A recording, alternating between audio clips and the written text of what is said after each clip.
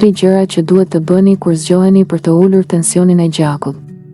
Pothuajse gjysma e të rriturve kanë tension të lartë të gjakut, por zakonet e vogla në mëngjes mund të ndihmojnë në kontrollin e tij.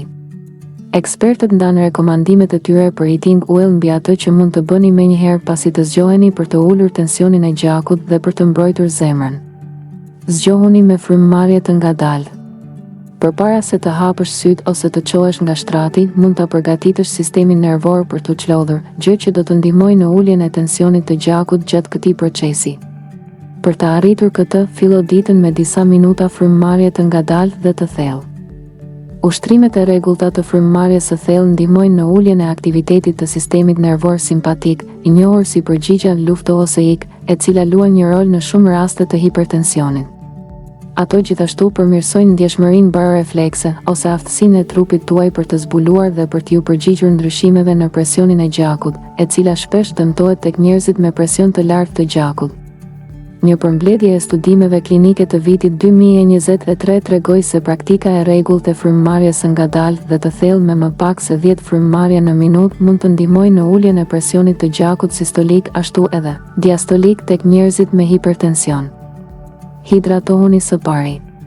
Të presësh derisa të kesh etje përpara se të fillosh të pish ujë nuk është strategjia më e mirë kur përpiqesh të ulësh tensionin e gjakut. Ndërsa ritmi cirkadian i trupit tënd bën që tensioni i gjakut të jetë më i lartë që në mëngjes, hidratimi i ulët mund t'i përkeqësojë gjërat. Në vend që të marrësh menjëherë kafe, mbaj një gotë me ujë pranë shtratit dhe pije atë ndërsa vazhdon rutinën tënde të mëngjesit. Lëvizni ngadalë.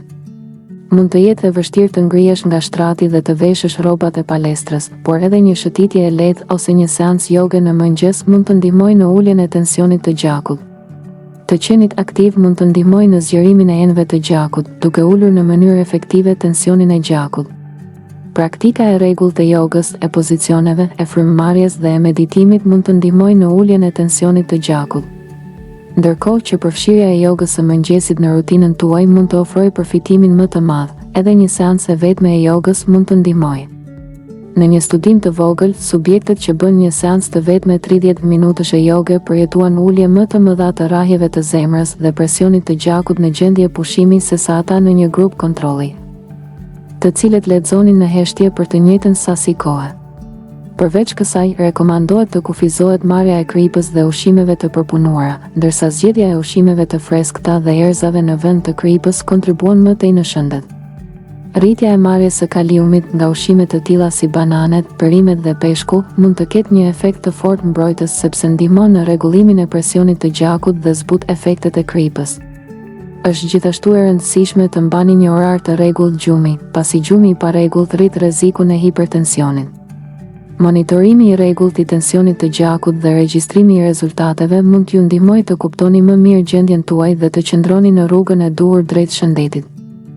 Në qoftë se ju ka pëlqyer kjo video, ju lutemi klikoni butonin subscribe për më tepër.